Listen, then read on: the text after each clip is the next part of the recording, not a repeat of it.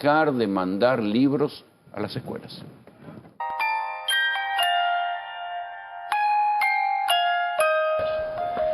Y estamos en un momento de malaria.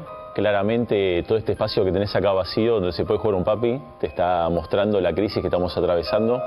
Los pedidos cayeron 50%. Sí, y hasta en algunos casos más. ¿Estos libros pueden llegar a venir de afuera? Pueden llegar a venir de afuera, ese es otro problema. Que si se abre la importación, los traen de China y olvídate, ¿quién compite con China? Para que ustedes tengan trabajo, ¿qué tiene que pasar? Todo lo contrario a lo que se está haciendo ahora. Sabemos que el contexto del país económico no ayuda, que quizás si el año pasado se iban con 4 o 5 libros bajo el brazo, hoy se van a ir con 1, con 2, con suerte, ojalá. Vos pensás que un libro promedio sale 20.000 pesos.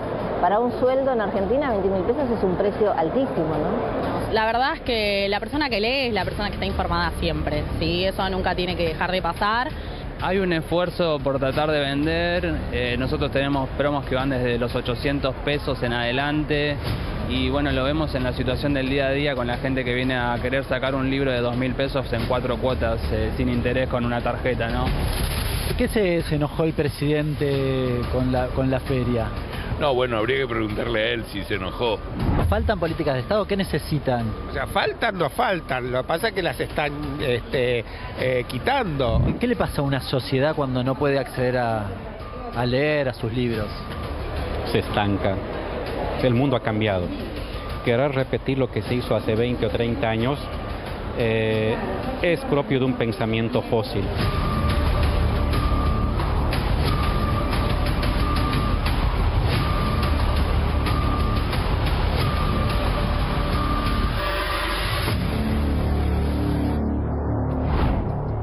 Si el libro es cultura, hoy está en caída libre. En 2015 se hicieron 129 millones de libros. En 2018, esa producción cayó a solo 26 millones. En 2023 se recuperó a 48 millones de libros. Pero hoy, en la actualidad, la historia es un cuento de terror.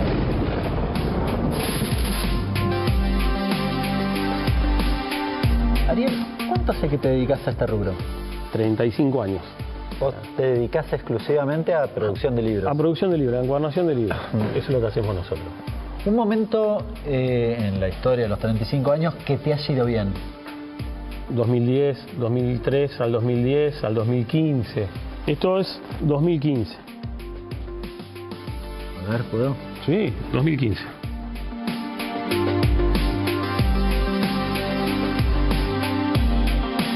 ¿2018? ¿Cómo estaba la fábrica, este depósito? Mira, 2018, mira, más que palabras. Eso es 2018. Casi vacío, sin actividad. No, vacío, sin actividad. Vacío, cero. Vacío, cero. Al punto de pensar en cerrar si seguía así un tiempo más. ¿Y hoy la situación cómo es? Te lo pongo en números reales. Nosotros tenemos una producción por ahí para hacer 5 o 6 mil libros por día. Sí. Y debemos estar en 20.000 por mes.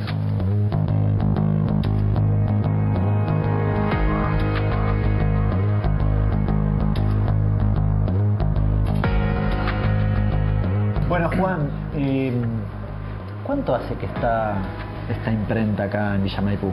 Desde 1986. Imprimía en otras gráficas hasta que compré la primer máquina y fui avanzando. ¿Cómo está la producción, las ventas?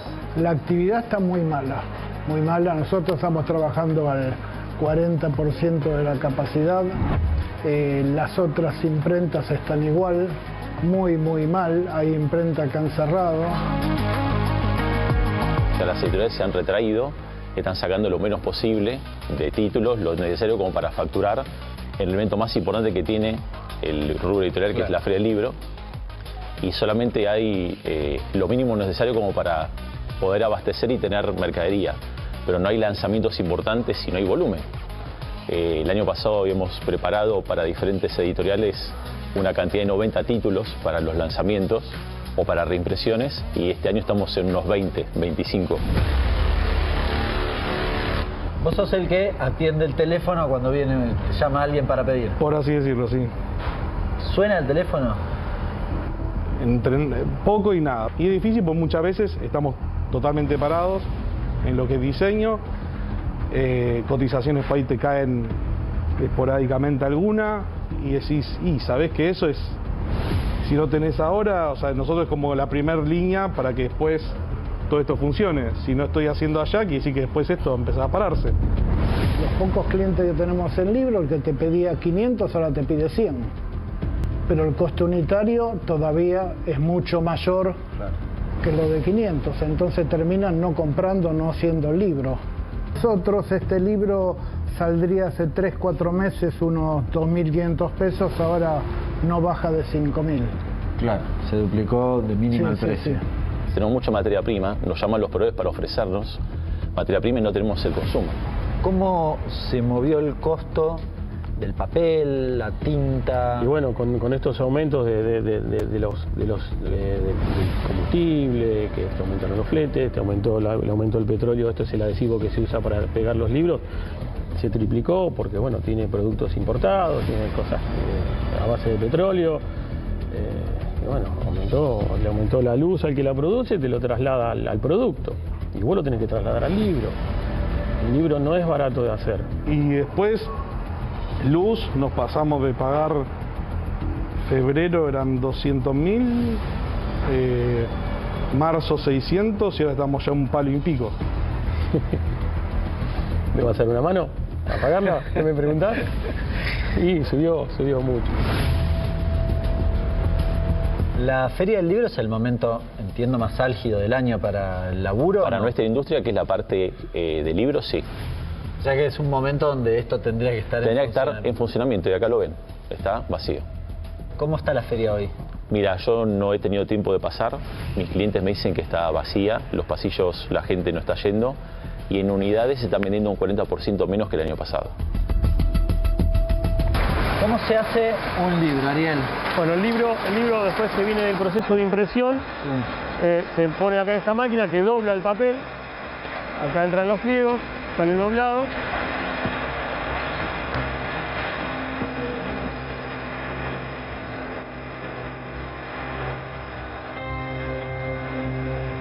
Y una vez que se dobla en aquella máquina, el libro se compagina.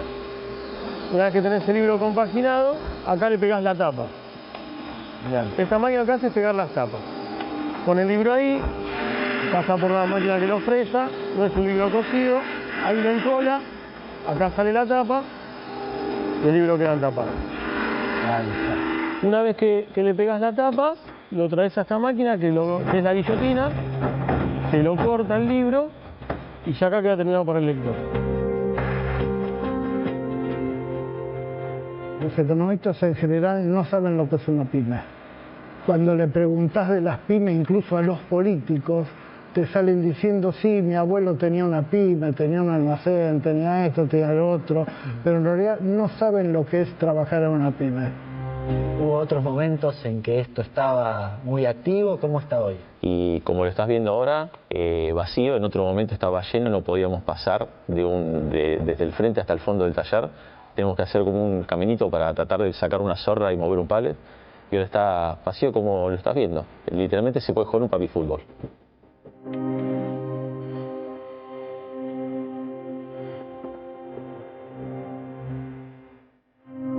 No creo que mejor, porque vamos a poner que agarramos varios que importaron tal cosa y yo tengo que hacerle las cajas y uy, qué bueno, estoy haciendo un montón, pero después alrededor mío se prende todo fuego y a mí en algún momento me voy a prender fuego yo y no me gusta que el resto se prenda fuego. Te atraviesa evidentemente todo esto. Bueno, creo que a todos, a mí particularmente. Vivo en Moreno y... Perdón. Pasa y era un tipo en carro y a mí personalmente es así. Un tipo carreando pibes, gente grande, un montón de gente muy grande, cirugiando, yo qué sé, y la verdad, o sea, acá, capital, yo digo Moreno porque vivo ahí y a mí me parte el alma. Y la verdad, a cómo viene la mano, y es peor, si entregas todo, si Si importás todo, ¿quién va a poder agarrar laburo? El que tiene un mango y puede comprarse algo, pero el otro se caga de hambre. Y nosotros venimos en crisis hace tiempo. Esto evidentemente las editoriales no están generando tantos contenidos como antes. Los libreros están vendiendo menos unidades, los clientes están leyendo menos, el poder adquisitivo no alcanza para todo y evidentemente, bueno, así la cultura y la lectura se va perdiendo. Cuesta más caro que en Estados Unidos y que en Europa. 40 lucas, cualquier libro, 40 lucas son $40. Esto es casi una edición tapadura que uno puede comprar en cualquier lugar del primer mundo. Así no hay manera, porque insisto, como decía en el comienzo de GPS, una persona encuestada en la calle, vamos a tener precios de Europa con sueldos de África, y así se ve la caída. Cifras, Lester. A ver, algunas postales de lo que tiene que ver con la actividad del sector, edición e impresión de libros. Si vamos a la producción, fíjate los datos interanuales, diciembre, enero y febrero, están trabajando entre 12 y 5% menos que el año anterior. Ahí ya deberían estar imprimiendo los libros para el ciclo escolar. Sí, diciembre, efectivamente. mirá. Además tenés estacionalidad, con lo cual en este momento del año deberías tener niveles de producción relativamente elevados. Fíjate los datos del uso de la capacidad instalada. Enero y febrero. Mira febrero. Estaban casi en 60% el año pasado, están casi en 50%. Prácticamente 10% menos de uso de capacidad instalada en la comparación interanual. Los datos están disponibles a febrero. Probablemente los datos posteriores no solo no mejoren, tal vez desmejoren. Fíjate los datos. Esto es una estimación de lo que tiene que ver con la importación. Fíjate cómo 2015 tenía 7 millones de libros que se importaban, pero en 2018 llegó casi a 20 millones de libros. Eso es un escenario tremendo para lo que tiene que ver con el mundo editorial. Hay una reducción significativa en los años entre el 19 y el 23, y en lo que va de enero a marzo, la proyección te vuelve a llevar a los niveles de importación muy elevados del 17 o 18. Es que va a llegar un punto, tal como sucedió en los tiempos del menemismo, que convenía, si eras un autor argentino, ya fuera de un manual escolar, o de una novela, o de un libro de historia, que te lo impriman afuera. En aquel momento se imprimían, hasta las revistas se imprimían en Chile. Básicamente, con lo cual traes todo de allá, en términos de importaciones, todo. Revistas, impresiones, folletos, libros, todo incluido en ese punto que recién te mencionaba. Caída del consumo, recién lo escuchábamos en las entrevistas. A ver, aclaremos, no es que la gente se pasó masivamente al ebook, ¿no? Porque digamos, hay gente que lee libros electrónicos, sí, pero los libros de papel se siguen vendiendo, sobre todo para algunos porque les gusta, otros para textos. Digo, de fondo tenés un problema, si querés, de si se lee más o se lee menos, que es un proceso mucho más largo. Pero acá estamos viendo en el último tiempo, y fíjate lo que tiene que ver con la actividad de la Feria del Libro. Te traje 3 recortes de la Feria 22, 23 y 24. Mira, el titular en el 22 era: la Feria del Libro 22 se transformó en la más exitosa de la historia. Mirá. Esto es lo que veías en la calle y lo que veías en la feria cuando hicimos las entrevistas. En el 23, pese a la coyuntura, los expositores pelean por un empate con la edición anterior. Es decir, estaban tratando de pelear la mejor edición de la historia. Fíjate, 2024, Feria del Libro con menos gente y menos ventas. A esto se agrega otro dato, y es que el gobierno decidió no mandar libros a las escuelas. Daniel Filmus fue ministro de Educación. ¿Qué representa esto? No, eso es tremendo. Nosotros habíamos iniciado en el 2003. Libro de texto, estamos hablando. Exactamente, sí. 14 millones de libros de texto estaban presupuestados, es decir, que estaba la plata para comprarse porque estaba presupuestado desde el año pasado para este. Explicarlo un poquito más atrás. ¿Para qué se mandan libros a las escuelas? ¿O para qué manda el Estado? Porque para muchos chicos el único libro es el libro que están recibiendo desde el Estado. Que durante todos estos años, desde el 2003 en adelante, fue el Estado el principal comprador de libros en Argentina. Te estoy hablando de 14 millones de libros para este año. El año pasado se compraron 12 millones de libros. Entonces, realmente los chicos reciben... El argumento con el cual dijeron que esto era un negocio del Grupo Clarín. Viste que ahora Milei dijo que era un negocio del Grupo Clarín, que por eso había... En un momento circuló como uno de los argumentos del gobierno actual. Sí, te voy a decir que el sistema para la compra de libros el sistema en Argentina tuvo muchísimos premios, porque en el 2003, como había sospechas respecto de cómo se iban a comprar, contratamos a Poder Ciudadano, y Poder Ciudadano hizo un mecanismo que es totalmente transparente, donde no decide la nación, sino que decide cada una de las provincias, y en cada una de las provincias son los maestros y los profesores los que piden los títulos de los libros. Así que sería imposible armar una estructura que en todo el país, en cada uno de los lugares, alguien decidiera que todos compran el mismo libro. Y los manuales... Exactamente eso, son manuales. O sea, no solo el libro de lectura para... No, es que manuales esos 14, de los que estamos hablando, son de libros manuales que son imprescindibles para el trabajo en el aula. ¿Sí? Y esos libros son muchas veces, cuando vos vas a las casas de la gente muy humilde, el único libro que hay en la casa. Nosotros, que venimos de clase media, de padres que se educaron, vos tenés una cultura respecto del libro. Vos no aprendés lo que tu padre te dice que hagas, sino que aprendés lo que ves que tu padre está haciendo. ¿Sabés qué? Entonces, ese libro es imprescindible porque no está la herramienta, ¿no? Ya hablemos, aparte son manuales, muchos de ellos para aprender disciplinas específicas, no tenés la herramienta básica para poder hacerlo. Y es mentira, perdón, solamente esto, es mentira que eso se reemplaza por las redes. Claro. ¿Sí? La única forma que llegan las redes, la mayor parte de nuestras familias, es en el celular. En la Argentina. Y en celulares. Y hay saberes que no circulan, uno se aprende por redes, se aprenden con el Broly, viejo. Cuando llegué al programa acá, me puse a buscar específicamente este dato. Daniel lo menciona en cantidades de libros. El presupuesto habla de 77.600 millones de pesos de presupuesto vigente. ¿Sabes cuánto hay devengado, es decir, ejecutado? Cero. Cero es cero. Cero, nada. No, ni un cachito, lo cero. Que se iba a gastar, no compraron ni... el ajuste llegó a los libros, a los manuales. Nada. El presupuesto uno podría decir, che, es el del año pasado, podés hasta discutirlo, pero porque es bajo. Es decir, nada, igual no ejecutaron nada. Y estamos al 5 de mayo, no es que estás en enero... ¿Y quién le va a dar esos libros a los pibes? No, seguramente estos pibes este año no van a tener... Alguna provincia podrá hacerse cargo, pero también a las provincias se les sacó el incentivo salarial para los maestros y tuvieron que poner la plata ahí. Así que yo dificulto que las provincias tengan incluso la rapidez para hacer el proceso que Nación ya lo había hecho.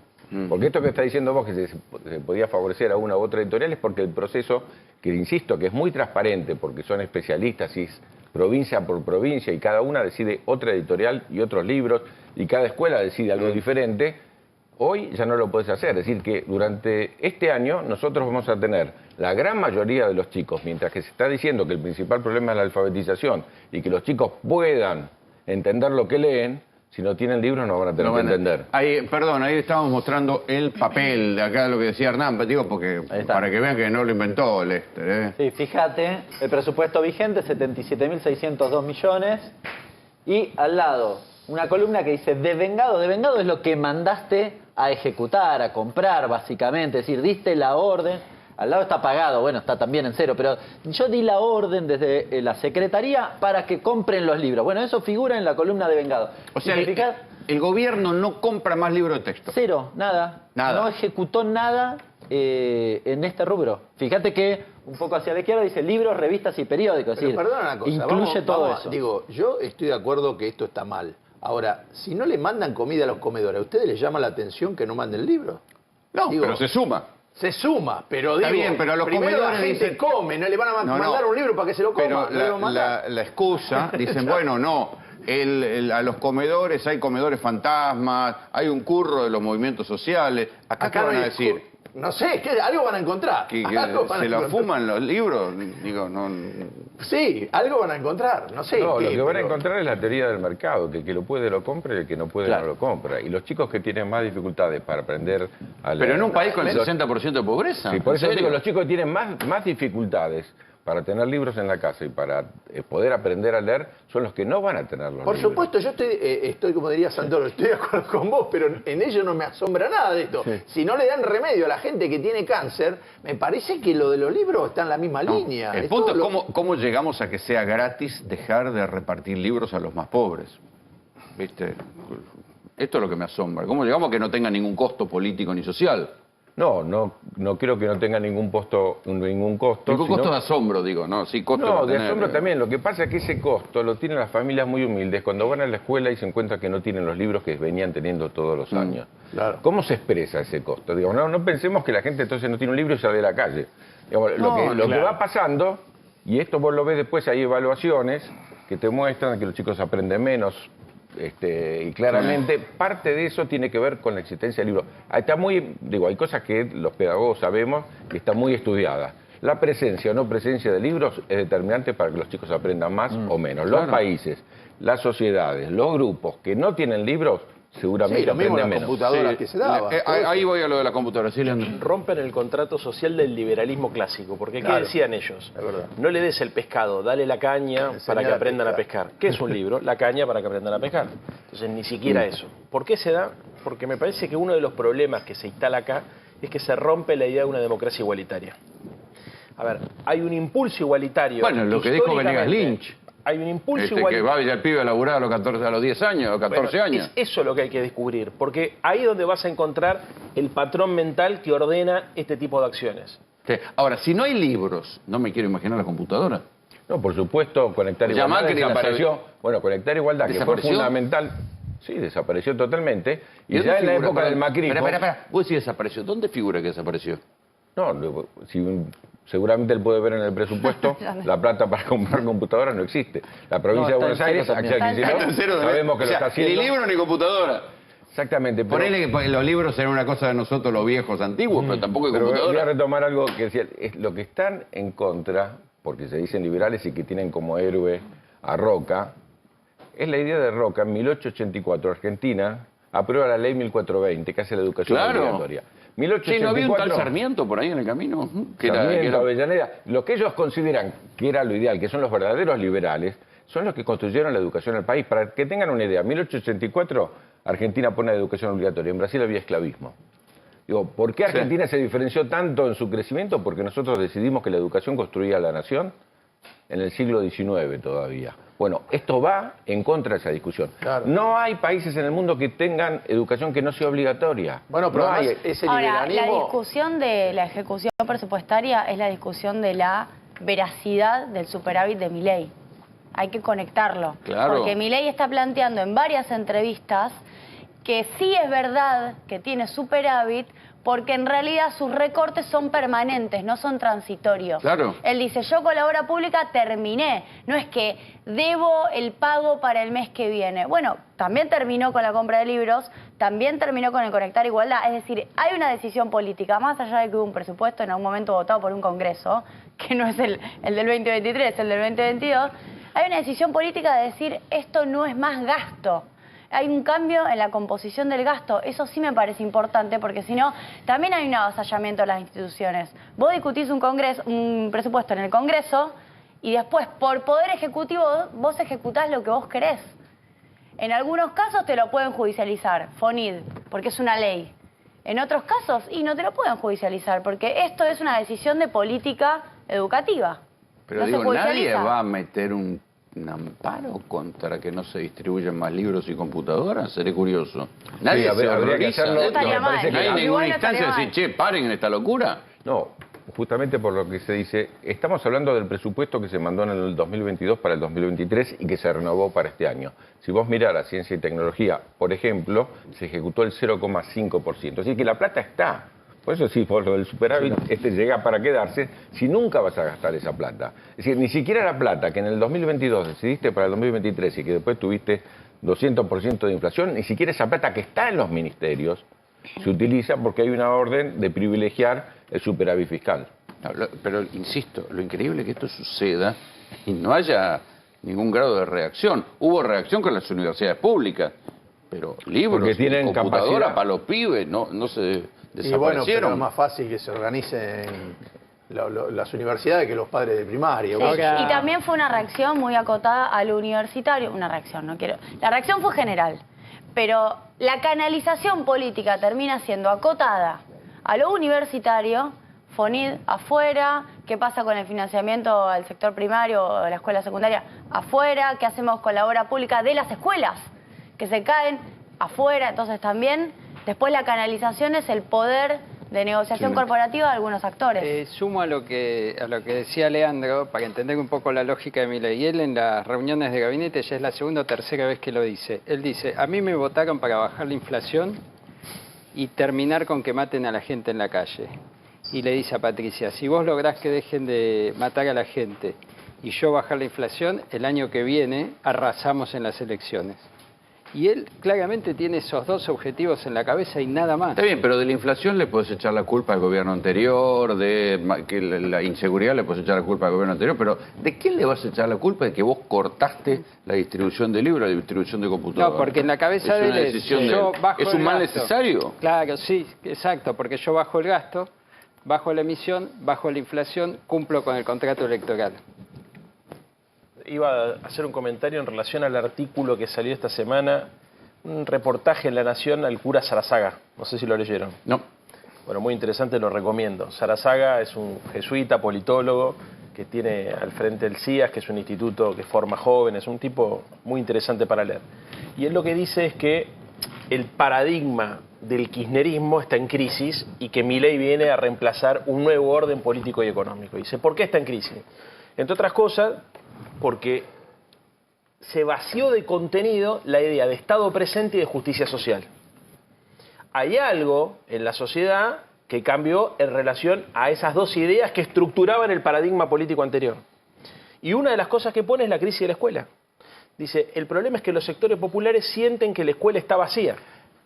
Déjame terminar. Que los pibes no van y que no pasa nada, que los docentes no van y no pasa nada, no se me mate Filmus porque estoy haciendo una generalización, pero que hay una insatisfacción en relación a la calidad de un servicio que debería ser un servicio elemental. Yo creo que algo de esto hay. Se vació tanto a la escuela pública, porque la universidad tiene prestigio todavía. Vos sabés que si querés ir a estudiar a la universidad, la UBA es mejor que otras universidades. Todo el mundo tiene la sensación que la escuela pública, primaria y secundaria, tiene menos oportunidades de lo que tienen las escuelas privadas porque los docentes faltan más, porque faltan computadoras, porque faltan libros, etcétera, etcétera. Y es como que la sociedad argentina, yo insisto con lo mismo para que después nos salte el ala izquierda del panelismo. Por eso, ahora te ponemos comentarista, no diputado. Venga a decir, por eso. Estás haciendo de comentarista. No, pero es interesante esto porque, a ver, sin lugar a duda, hay cosas que revisar desde el campo nacional y popular, si querés, porque tu pregunta es por qué la gente nos salta. Yo creo que la gente nos salta porque hace mucho tiempo que siente que la escuela no cumple la función que debería cumplir. Está bien, pero esto es como con los trenes. Fíjate, nosotros venimos comentando hace un par de programas que la crisis de los trenes se resuelve con más plata y con más trenes. Por supuesto. El gobierno está haciendo lo contrario, está sacando trenes. Hay menos trenes en el Sarmiento. Acá es lo mismo. La crisis de la educación déjame cerrar la se idea. resuelve con más libros y más computadoras, no con menos. Cierro la idea. Sí, está claro. A ver, lo que tomate la colectora equivocada. Exactamente, pero tu pregunta fue doble, porque vos hiciste primero la pregunta acerca de qué proyecto de país podés tener si no tenés inversión en educación, que es lo elemental, y segundo es por qué la gente no reacciona. Entonces, para mí son dos preguntas distintas que hay que analizarlas por separado porque esto hay que resolverlo. Entonces, yo creo que estoy haciendo una generalización injusta y estoy hablando más que nada sobre una percepción que creo que está en un sector de la sociedad mayoritariamente afín al gobierno. Está claro que la mayoría de la gente que nos votó a nosotros tiene otra consideración de la escuela pública, otra consideración de la educación pública, etcétera, etcétera.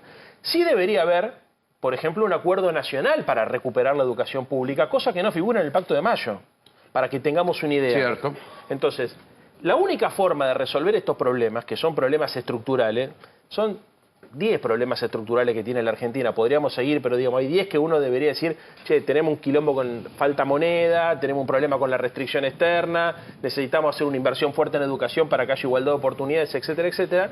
Son los gobiernos los que tienen que buscar acuerdos políticos. Y lo de Milei está exactamente pensado en el sentido contrario. No cree en ningún tipo de acuerdo porque tiene una visión dogmática y religiosa del mercado que lo lleva a pensar que su única función es la que te decía Nacho recién. O sea, dar seguridad, estabilidad del tipo de cambio y en el mejor de los casos algo de justicia y relaciones exteriores. Se acabó la propuesta política del gobierno. Yo quiero disentir porque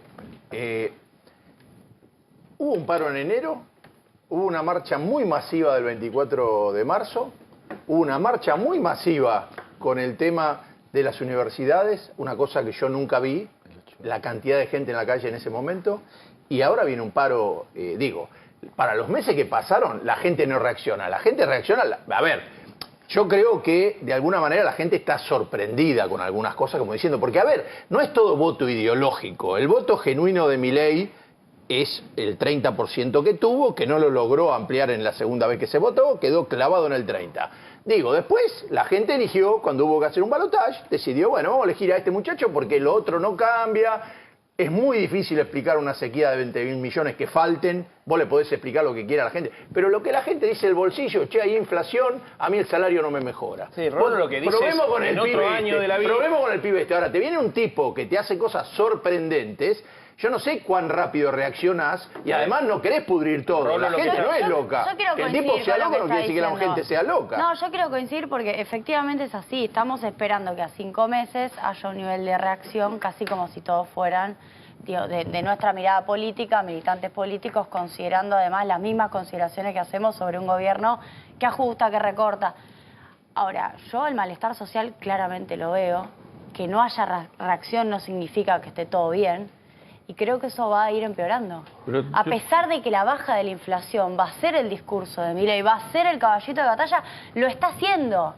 De hecho, están pateando aumentos.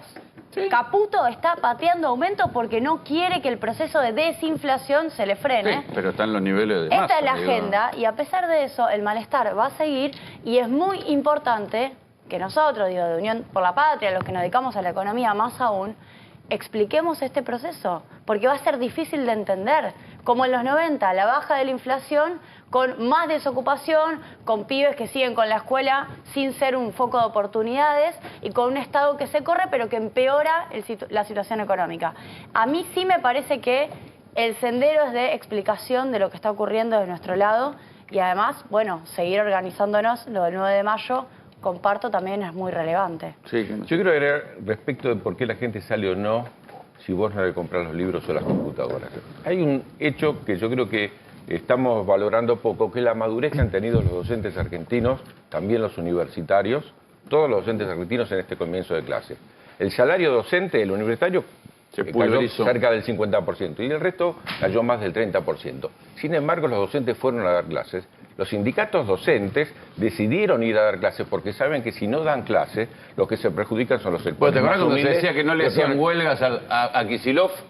Exactamente. Hay Tampoco una se le hicieron a decisión Milei, y es muy madura, porque los que en eso perjudican estoy de acuerdo. son los que van a la escuela pública y Por después, eso yo como creo decía que Leandro, nosotros vemos y criticamos la escuela pública porque tiene menos días de clase. Me parece que hay un nivel de madurez muy importante. La gente saldría si no tiene la posibilidad de mandar a su chico a la escuela. Claro, Ahí sí podría salir. ahí sí podría salir, pero ¿verdad? no lo está haciendo porque hay una actitud muy madura de los docentes respecto a defender esto. Entonces, quiero decir, el otro día estábamos hablando de una investigación que estamos haciendo sobre por qué, porque Argentina tiene niveles de escolarización en la primaria del 99%, muy pocos países lo tienen. ¿Cuál es la lucha por la educación? Es todos los días, a pesar de la crisis, mandar al chico a la escuela. Y una madre me decía el otro día, yo no sé leer y escribir, pero le plancho las orejas de los cuadernos, que es mi único aporte para que mi hijo vaya a la escuela. Y a mí me emocionó tanto, porque me parece tan fuerte eso, porque hay una cultura de escolarización que ni siquiera Milei la va a poder destruir. Sí. Yo creo que la sociedad está fracturada en dos mitades que no dialogan entre sí. Entonces, yo también tengo la sensación que hay gente muy enojada, que no lo banca más, que está desesperada, que reacciona, que está esperando que haya una convocatoria para movilizarse. Y también veo gente que, como las que acaban de entrevistar ustedes recién, que dicen, bueno, vamos a esperar, vamos a darle tiempo, recién arranca, son 5 meses. El problema es que si ambos hemisferios no logran dialogar, no hay proyecto de país. Y creo que Milei lo que está tratando de hacer, no solamente fracturar, sino fragmentar la sociedad. Esta es la clave de la gobernabilidad, porque la pregunta es cómo puede tener, con semejante nivel de ajuste, el margen de gobernabilidad que parece tener. Bueno, entre otras cosas por las expectativas, porque hay todo un laburo sobre la subjetividad que para nosotros es difícil de entender, porque ¿qué dijimos históricamente? La única variable que explica el comportamiento electoral... para un futuro venturoso. A ver, pero históricamente era... Exacto.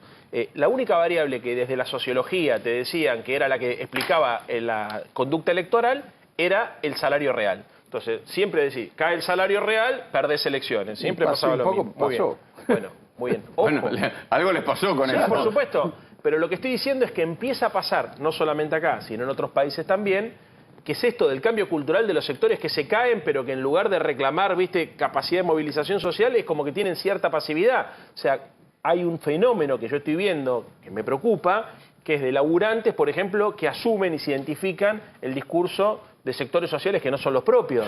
Entonces, hay algo ahí que está pasando también, no sé cuánto tiempo lo van a poder mantener, no sé efectivamente qué peso político tiene, pero que tenemos que saber entender. El caso de los laburantes, cuentapropistas, de los de Uber y los de Rappi, que históricamente se suponía que deberían ser voto del peronismo, están más cerca a la derecha. Y el caso de los pibes, que históricamente tenían una actitud más rebelde y confrontativa, y que era lo que venía a ponerle dinamismo al debate público, hoy están más cerca de posiciones conservadoras. Entonces, esto que está pasando, que no pasa solamente en la Argentina, pasa en Estados Unidos con Trump, que por ejemplo proletariza el Partido Republicano, y el Partido Demócrata se aburguesa, está generando un quilombo de identidades tan grande que a la política le cuesta entender. Lo digo solamente como aporte para que si hay algún compañero que está mirando del otro lado, bien, pero, entienda la complejidad de cómo está hoy la sociedad. Pero en las formas Trump se podrá parecer a Milei, pero internamente no, con el lo que estoy diciendo es la proletarización. No tiene nada que ver. Nosotros perdimos votos en zona sur, el peronismo perdió votos en zona sur, que en lugar de ir hacia opciones populares fueron hacia opciones ultra reaccionarias. Te pongo el caso de Matadero o el caso de Lugano. Entonces, eso está pasando como consecuencia de que la sociedad está cambiando. Nosotros la semana pasada hicimos una encuesta en el barrio 31, claro, donde ganó Milei y donde hoy por hoy hay una crisis de laburo. Muchas gracias por venir. Gracias a ustedes. Pero vamos